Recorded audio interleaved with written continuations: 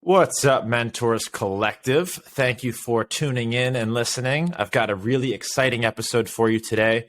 A titan of industry. Dave Carlin has been in the payment processing industry for over 2 decades, and him and his wife are some of the most recognizable names in the space. They have worked with some of the biggest companies in the world, including Sony, Time Magazine, Star Wars. And in this episode, we're not only going to be diving into how that partnership has been so successful between him and his wife, because I am fascinated by spouses who do business together, but we're also going to talk about the credit card industry and payment processing industry as a whole and how they got into it and started it, and if that might be a good option for you. So we've got a super exciting episode. Thank you. And Dave, welcome to the show. Thank you, brother, for joining me. Thank you. Our teams write some really nice headlines. Like telling you, like, give a big word. It's funny. I will take her credit because I'm married to her. Patricia's been in this industry for 23 years, myself a decade. So combined 30 years of doing this. But yeah, it's funny if you don't claim something for yourself, or you don't shout from the rooftops who you are, no one else is going to do it for you. So you might as well say it yourself. Amen, brother. I run a marketing company, so you're preaching to the choir. So she's been in this 23 years, you about 10. What came first, the business partnership or the relationship? Both at the same time, pretty much. I owned a bike company when I met her at that time, because I've owned companies since I was a kid. At that time, I owned a bike company and then found out about her business. I was like, why do I have all this overhead? Why do I have all these employees? Why does every single day reset? Screw this. You're telling me you make residual income off of setting someone's account up once or twice online or offline? Let me say something. I found out later on, like, I didn't just, you do that, I'm going to marry. I was going the wrong way with that, but moved in 2 weeks later, married the same year, business partners, and married for over 10. That's beautiful. And for those listening that might be frustrated with their business model, this could be a cool opportunity for you to learn something else. Because I actually have some friends who have made a lot of money in credit card processing, payment processing. So I'm really curious to dig in deeper and learn a little bit more. But first, just random kind of question. Where did you find a successful entrepreneurial woman? Because I've had a hard time doing that. Where did you guys meet? She walked in I was at my one store and she walked in and I was there. And I told my employees, I got this. I'll take this customer. like Dave, you never done anything like that. And then it was funny. We manufacture stuff. It was like Pimp My Ride for bikes. We did all crazy stuff. And I think something was wrong with her bike when I went up to her, and I think I might have even messed the bike up because I tried to fix it because I wasn't, that wasn't even my thing. So, ended up we fixed her bike or something, or I guess I sort of fixed it for her. She went on her way and then the bike pedal flew off. And then she had to come back to the store and then, got to chatting. And then we were like, we should customize your bike. And then literally I was like, well, she lived across the street. She just moved. I was like, I'll drop it off to you. And then literally dropped it off that night. Hey, do you want to get dinner? And then, the rest is history, honestly. Well, hey, man, you got lucky, and good for you getting out there, asking her to dinner, working up the courage, and it all worked out, huh? Very cool. It was, I think it's like business, right? You just always put yourself out there. You just never know where an opportunity is going to present itself, and the opportunity may come in the form of your partner for the rest of your life. It's true, and good lesson here. If you missed opportunities like that, you just kick yourself in the face. So if there's someone you want to go talk to, an entrepreneur, a woman, a business partner that you're intimidated by, just rip the Band-Aid off. Get up there, say hi, shake a hand. The worst thing they're going to say is no. Now, David, talk to me about the relationship versus business partnership. How are you guys able to manage the two? Are you able to compartmentalize, or does it ever leak into one or the other? Now, everything works for different people, right? Some people, you read how to sell, how to have a relationship, how to build a business, and people think that's the end all be all. Everyone's completely different. Now us, we're 15 hours a day, 7 days a week. We're in bed talking about business. We're waking up talking about business. There's no like, put your phone away, we're on vacation. Like, no, let's keep going. So we're very fortunate. We're the same exact person. Okay. So we are a little bit different in terms of that. And we have crazy goals. That's why we're even still working to this day. So some people, like, I hate the stupid thing, happy wife, happy life, or whatever the hell people want to believe. But, if you do have a relationship where you're like, we don't work on weekends, or after 5 o'clock, you don't work. Okay, if that's what you both believe. But if that's not your thing, voice your opinion on how you want to build your company. Me, if you take off weekends and you're in my industry, good. That's time for me to crush you. Go take off. Go enjoy.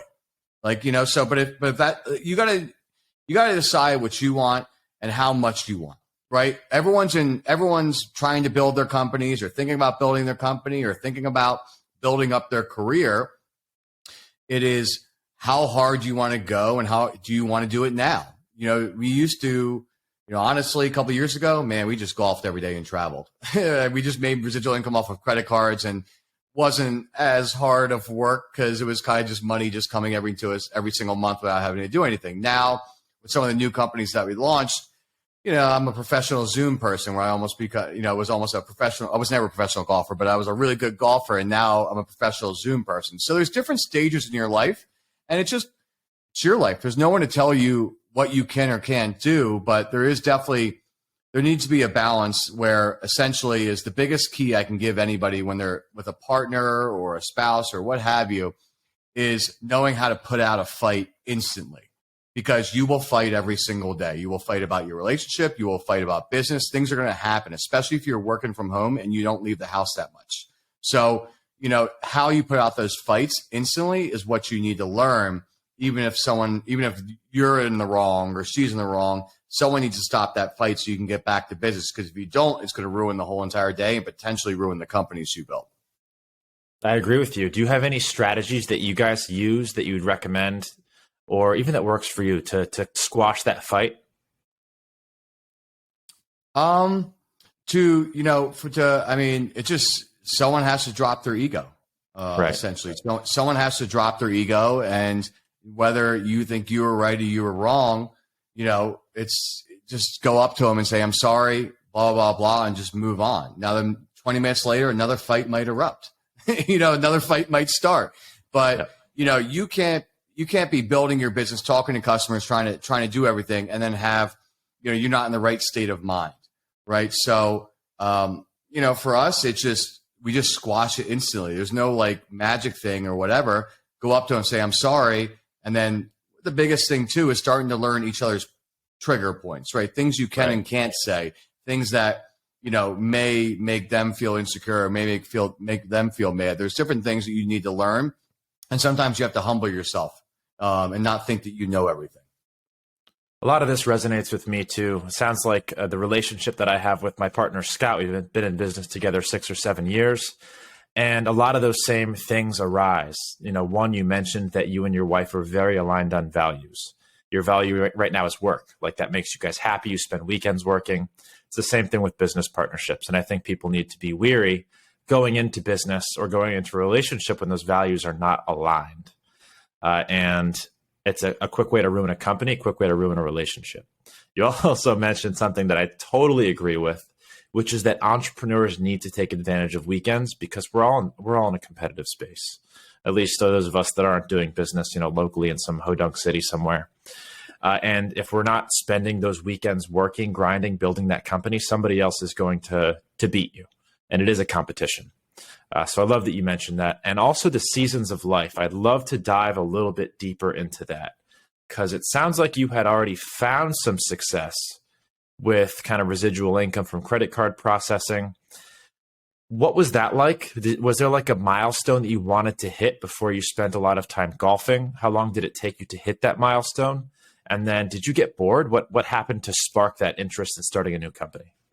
I don't have $1 billion in my bank account yet. That's the only reason I'm still going. Quite honest. Just to be honest with you, that's my goal, right? And I always tell people like you're going to see on the cover of Forbes, you're going to see, and I believe big goals, you're going to see me on Times Square. You're going to see, and not Times Square where I paid to be on a billboard at Times Square, real Times Square, bringing the NASDAQ bell for one of our companies. Let's be very clear about that.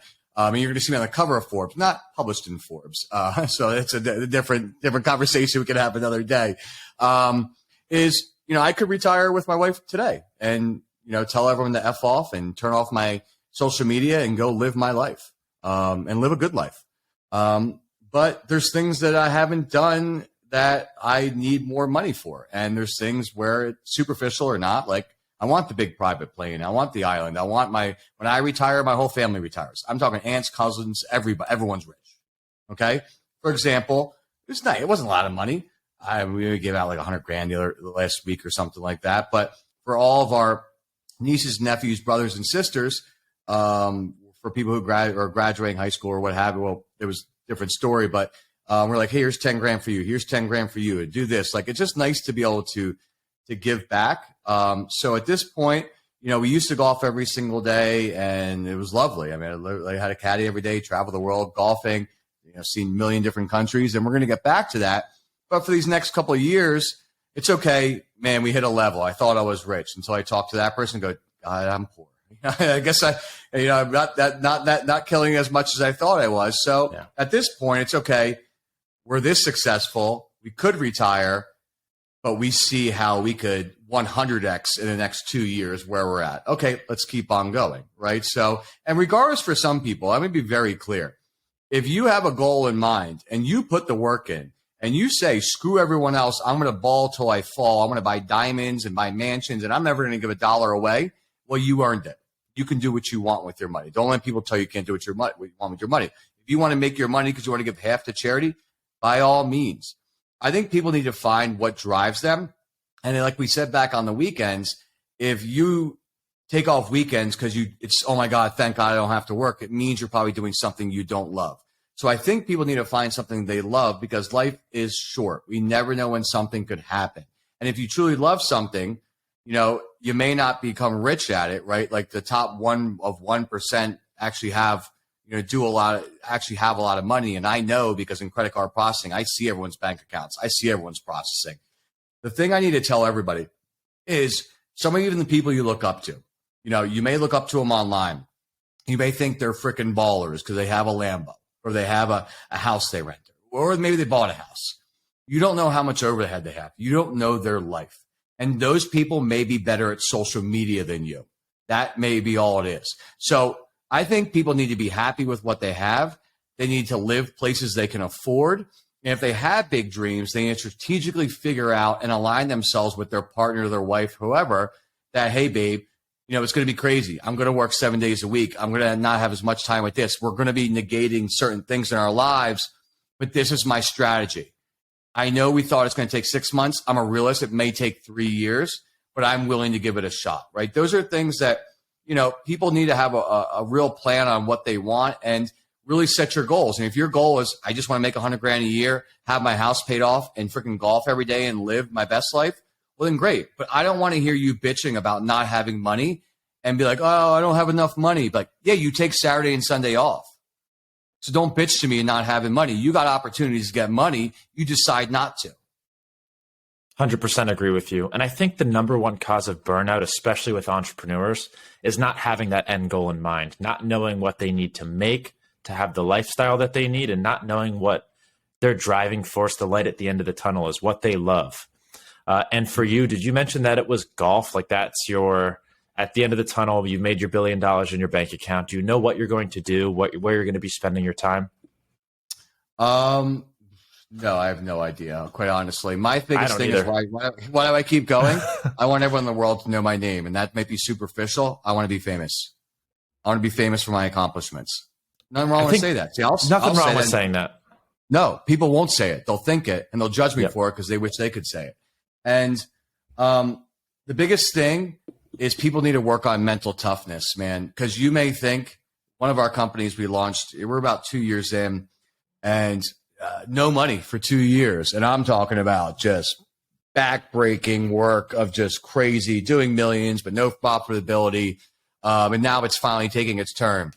So many people would have dropped 1,000 times in that 2 year span, but we kept digging for gold, and finally we found it. And now we're scaling like crazy, and this is going to be some massive, massive company. So the biggest thing for people is, setting goals for sure, knowing your drive for sure, but being mentally tough to find other people to be in your circle, because you need that partner. You need that X, Y, and Z for when the days are just absolutely horrible. You're like, just screw it, man. I'm getting a job. Just screw it. Just sell the company. Or like, just, we go online and it's like, oh my God, but they're killing it. I'm such a loser. Like they said they make 6 figures or whatever, right? Like it's how can you keep on digging when you keep hitting bedrock, right? When you don't find gold, how mentally tough are you to keep on going? And everyone thinks that they're going to be millionaires in a year. And by all means, I don't be as rich as you can, as quick as you can. But for the 99.9% of us, the rest of the world, 99% of us, it's hard work. And I think online, we all just love to show how easy we made money, but we don't tell the whole story of how much freaking crap we had to go through to get to where we are. It's also easier to show the money than it is the crap. No one wants to watch you, sitting in a basement somewhere grinding away. They want to see you driving the Lamborghini. I guess yes and no. Yeah. I mean, yeah, true. What are your thoughts? Yeah, I mean, I guess. I mean, sometimes it depends on what you post online of what reaction it's going to get. But, some of our crappiest videos on just like real business stuff that's not selling have done our best as opposed to like, I bought my dream car. I waited a long time. I could have bought a long time ago. I believe in just waiting. My dad, I bought the Rolls Royce Cullinan and I'm very proud of it. I love driving it. I love when people look at me. I no problem. But, that stuff doesn't really, honestly, I think we're turning in a way for online that so many people have been screwed from other people online where it's a difference when I pull up to a meeting in person. It's like, okay, I don't got to say what I do. You know what I mean? It's like the guy does something. The guy has to do something. You pull up in a $500,000 car. The guy does something. Okay. And, online, unfortunately, the bad actors have ruined a lot of people who work online where no one trusts anybody anymore. So the more you actually show wealth, sometimes can be give you an adverse effect. And by the way, you guys need to be careful. You're showing off all your diamonds, all your things online. You look at all the home robberies, all the people getting stuck up because you show exactly where you are and where you're stunting. Yeah, it's true. I've heard of that happening. And congrats on getting your dream car. I gotta Google that. What did you say it was called? A Rolls Royce what? The Rolls Royce Cullinan. It's the SUV, the Rolls Royce SUV. Damn, beautiful. What else is on your dream list of toys? I know you mentioned a plane. Do you have a list? Do you have a budget in mind? Yeah, I'm going to buy a golf course, but I'm going to buy a golf course maybe the next year or something like that. Definitely going to buy a plane next year. I'm going to buy a golf course I want to be a partner in. I'm going to buy a castle in Scotland, which you can buy not as expensive as you guys would think. What does a castle in Scotland go for? You get a good castle for maybe 3 to 10 million. It's not that bad. As crazy as you would think a castle, right? Like the whole thing. But I don't show stuff online. I'll never show myself giving people money or giving time out of my day to people because I just don't. I don't know. It's just kind of weird. You know what I mean? Like, hey, look at me giving someone money who may be. And by the way, money doesn't mean you're more than anybody. You just know how to make more money than other people, right? Someone may be better at something else than you, right? This is just a game that I'm good at. I'm good at making money. I suck at a million other things, right? So, I love the ability to, as simple as go out to dinner and give someone a massive tip they never had. I love to be places and help people financially whenever I can. I love to give my time to. We're signing up, for the Big Brother, the orphanage, just giving back our time. I won't show that online because I don't ever want to show anyone who's down their luck and we're helping. That's not ever to be shown online. But I also love the ability to find other entrepreneurs, which we do invest in companies. I like to find other entrepreneurs that maybe don't have money, don't have a support system, but are workaholics and are geniuses and actually maybe have something. They're like, let's partner. If I don't have kids, but if I had kids, I'd say, you can go to college and go drink beers for 4 years if you want. If that's what you want to do, just tell me. Or it's going to cost me $300,000 to pay you to go to college. Let's be 50-50 partners. Here's 300. What do you want to do? Right. So, I want to make different marks, but let's be real. When we all die, no one's going to remember us. Okay. So, I believe in, if anyone ever meets me in person, I'll open the door for you. I'll smile. I believe in just, you walk past people, smile, like little things we can do every single day to potentially change someone else's life. And I was watching a YouTube thing earlier today, and it was funny. It's always stuck with me before I watched it. Is you never know the little things you can say or gestures you can do that can completely change the course of someone else's life. And it was funny where they interview people and they asked them, what was one thing that someone said to you that was the most horrible thing they could ever say? It's always stuck with you. And it's sad that some people hold on to things where you may do something that you may not seem as detrimental, but you may say something to somebody like, you can't do that. Go get a job. You stop being a dreamer. Being an entrepreneur or a business is for other people. It's not for us. Actually, somebody said that on there. And I'm like, that's horrible. And the guy was crying, which, he also said he was lazy too. So like, that's like with grain of salt. But he was like, the reason why he never went after his dream is because he was told his whole life he could never achieve that because of the X, Y, and Z of where he was brought up. Right. So I think that we need to be accountable, especially the people who are successful, that, man, you pull up in a nice car, you go somewhere and someone goes, what do you do? Can I pick your brain? Don't just give them your card and say, work hard. Like maybe take a couple minutes out of your day and just hear out what they're doing. But at the same time, I'm never just going to hand over something to somebody if I freaking had to work 7 days a week, 16 hours a day. I'm going to make your life easier. Not going to happen. You're going to work just as hard as me, right? If we're going to partner. 100%. And I'd like to Daniel Mackey right here, roll down your window.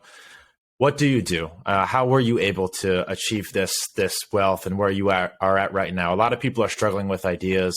They don't know how to get from A to B. They see the Instagram lifestyle. So I'm curious as well. What is out there? What kind of possibilities? And tell me about your business. Man, I was, my whole life I've been an entrepreneur, a business owner, and I've always grew successful businesses. And then for one reason or another, was this, I'm nuts. I'm obsessive compulsive with whatever I do.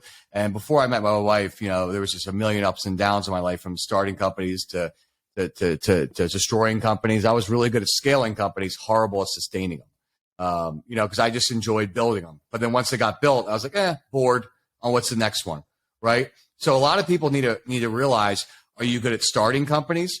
Are you good at scaling companies? Are you good at sustaining companies? Or are you great at destroying companies? Where do you have faults that you need to bring someone else in? Now, someone else I brought in, not knowing when I brought her in, was my wife. My wife 1,000% made more money than me when I met her, and made longer term money because every single day reset. And, for people who are starting out with our companies is, now, we're investors in a lot of different nightclubs and restaurants. We own a tech company. We own payments companies. We own the largest training company in the world that teaches people how to do what we do, which is called Residual Payments. That only came to fruition 2 years ago.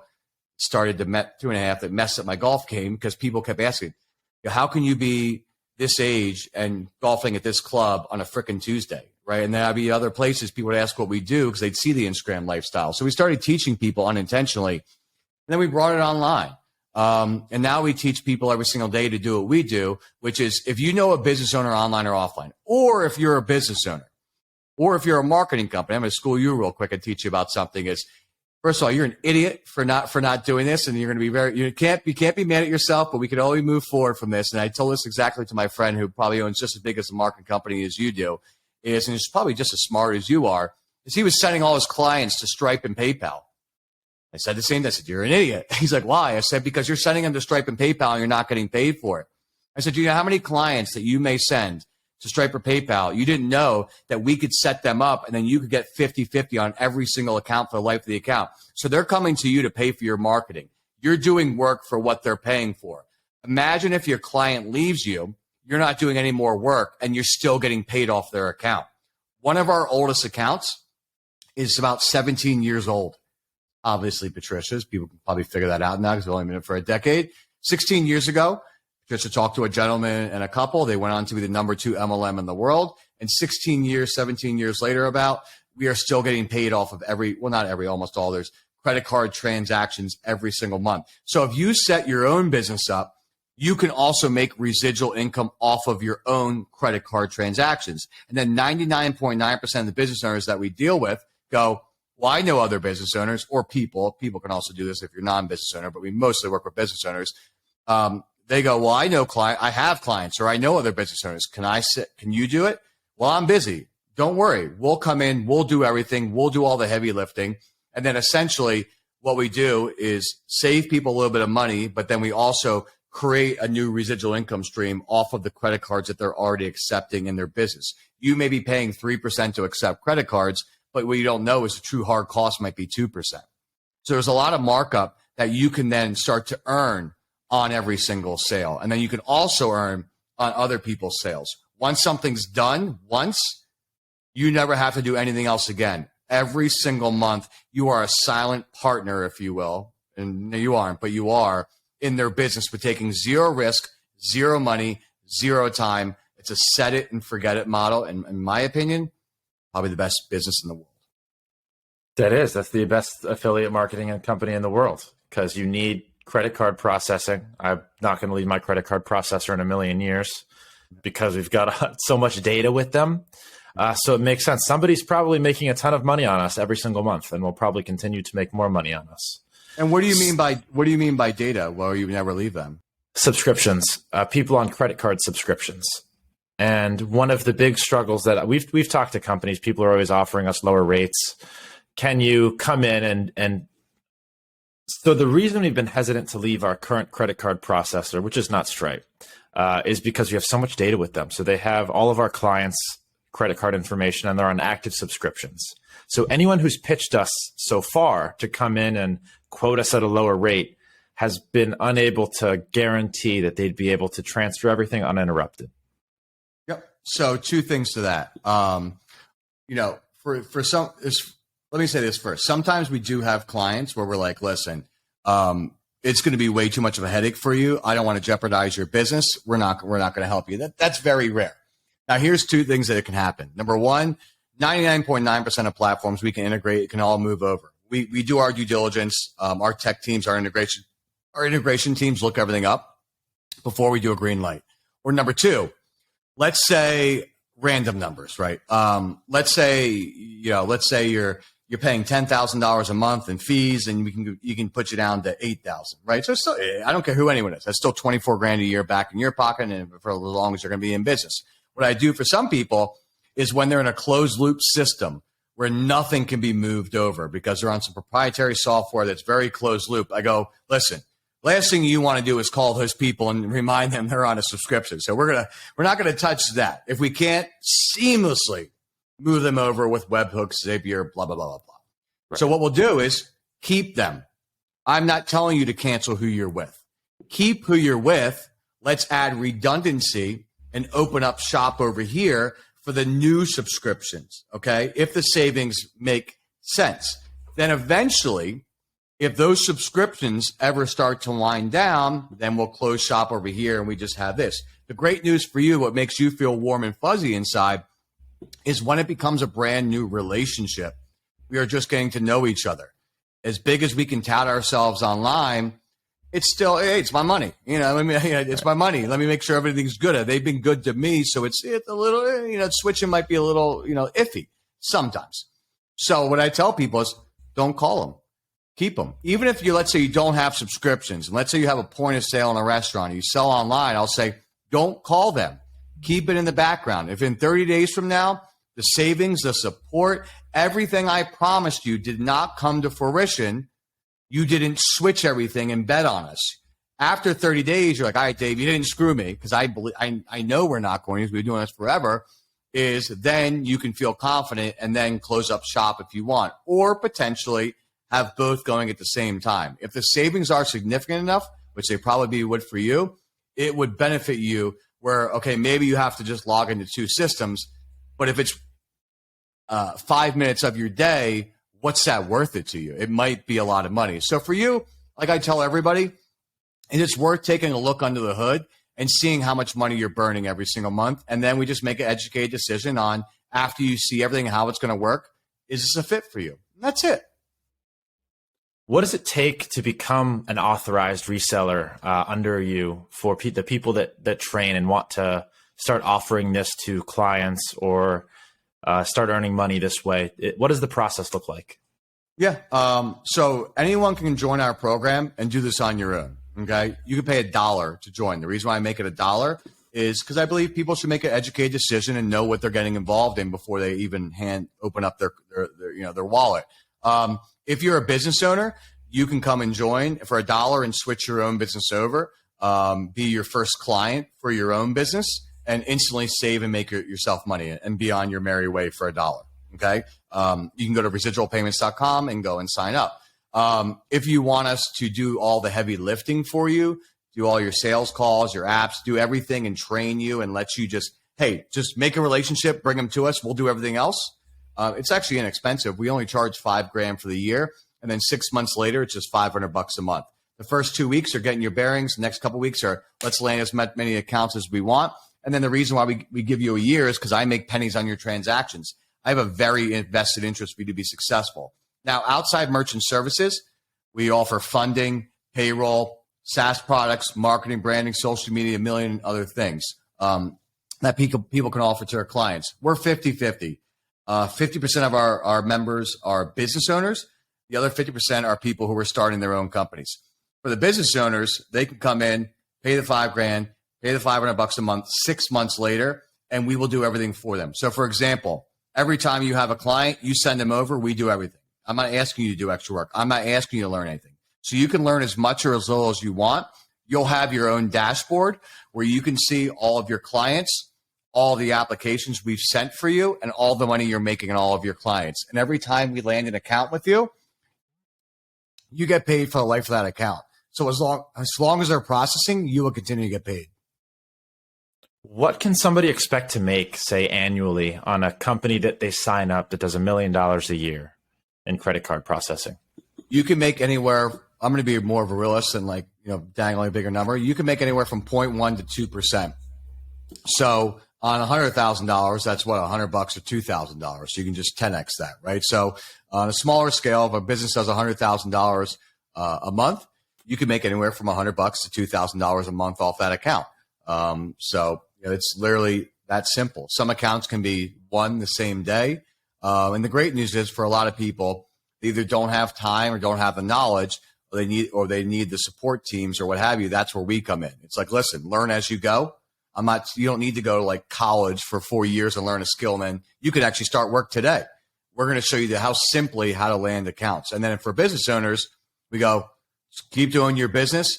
We'll every week, bi-weekly, whenever you want to meet, we'll do a call, a Zoom, go over your accounts, go over the money you're making. And then if you can be as involved or as not involved as you want. Now, for the business owners like me, we pay 6 figures plus a year in processing fees between PayPal and credit cards. Why don't we have better rates? What can you do that Stripe and Authorize.net and all these other providers can't? And is there like a trick or something that we're missing as business owners to not get those rates? So you can't knock Stripe, PayPal, or Square. That's also a goal of mine. Is eventually one of those companies that can't. Hopefully, it probably never going to happen. But like, Dave, we've seen you. We want you. You'll be the first. Your company's been disrupting us too much. That would be a goal, right? But you can't knock those companies. But those companies, because they're so ginormous, their rate is their rate. They can't be flexible with their rates. Their rate has to be one flat rate. So we can be creative, where you might be paying 2.9 and 30 cents, let's say with PayPal, but the true cost might be 2.3 and 5 cents, right? So, I guarantee you, you probably have 0.5% markup. That's wiggle room in your own business for sure, which on a grander scale of where you're at, it's some money. You know what I mean? That's some, I don't care who you are, that's some money at the end of the year for sure.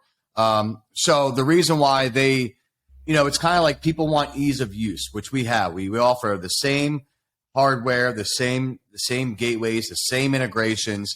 But they were smart where people don't want to think. They're like, what's the rate? Here's the rate. Boom. Here's how you get set up. And they're what's called aggregators. So now, what type of marketing clients do you have? Is it high risk, low? Is it e-com? Like what type of clients? It's mostly B2B services.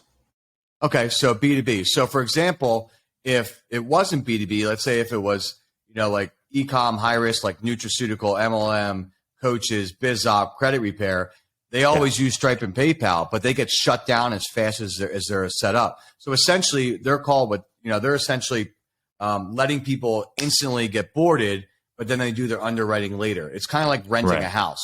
When you get a traditional merchant account, not through PayPal or Stripe, a real merchant account, it's like buying a house, and you can actually grow your business with a traditional merchant account instead of being the fear of being shut down or your funds being held. That's real. That happened to me. I own a supplement company, and we had to leave Stripe for that exact reason.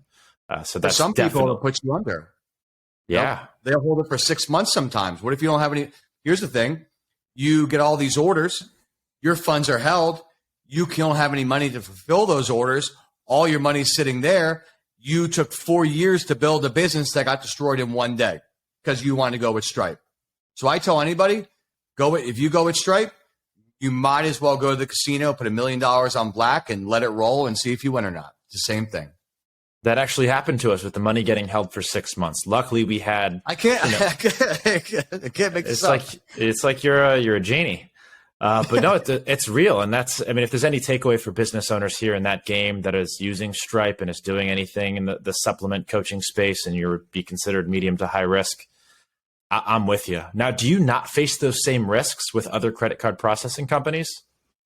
No, so we take on the liability for the clients, right? And sometimes it also depends. But with us, you're not having to talk to someone at PayPal and then has to go through a million different hoops and they don't have the authority. When you're dealing with us, it goes to the higher ups where we can actually pull the strings and we can look at different accounts. And we're not freezing accounts for no reason. So, for example, let's say someone does $1 million a month.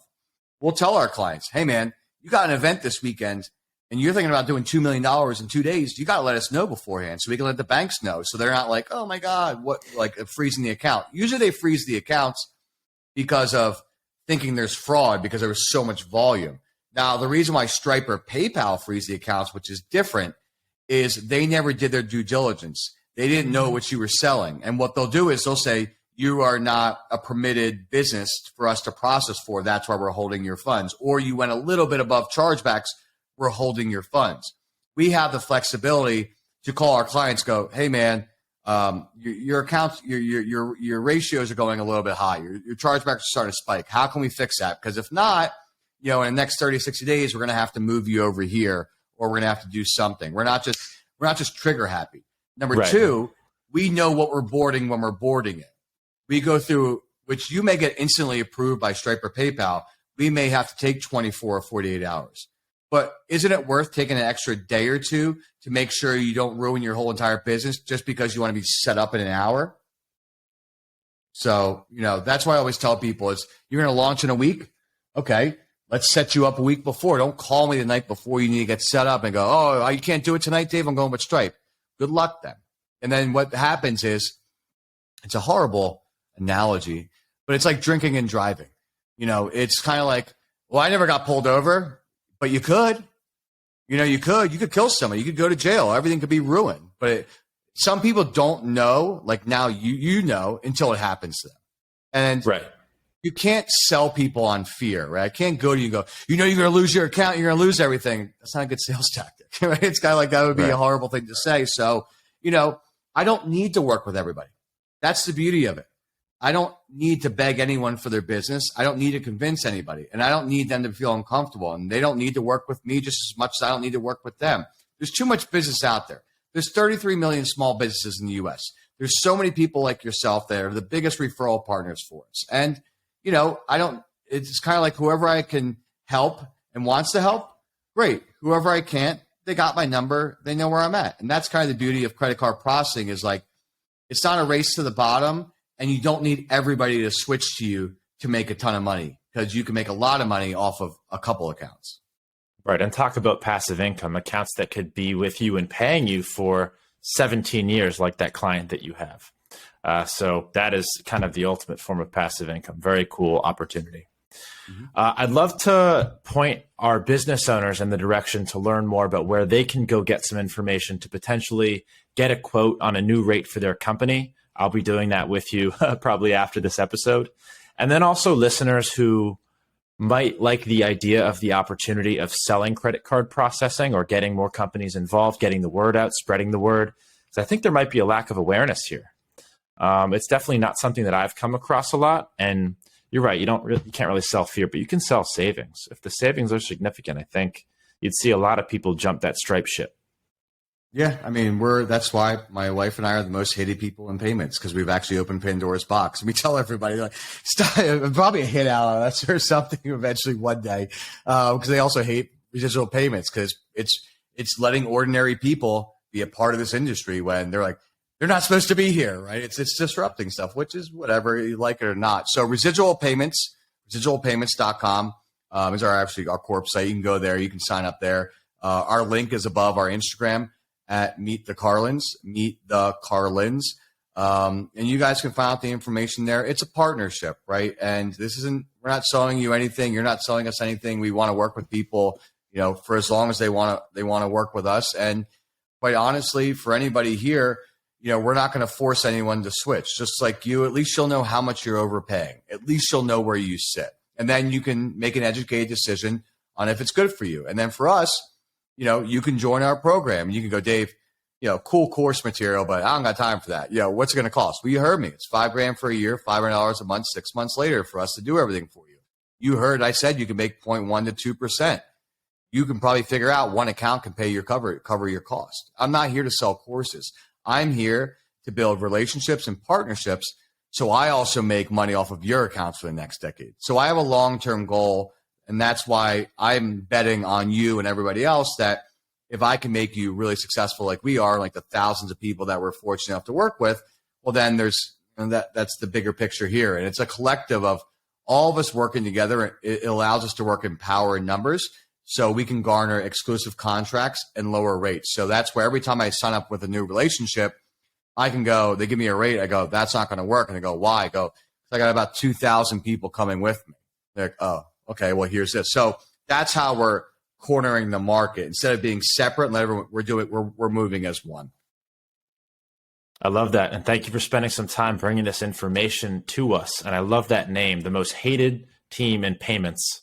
That is a hell of Please use that. Please. I would love that to be a headline. Please use that. That is a great headline. I will be using it. David, thank you again. Thank you.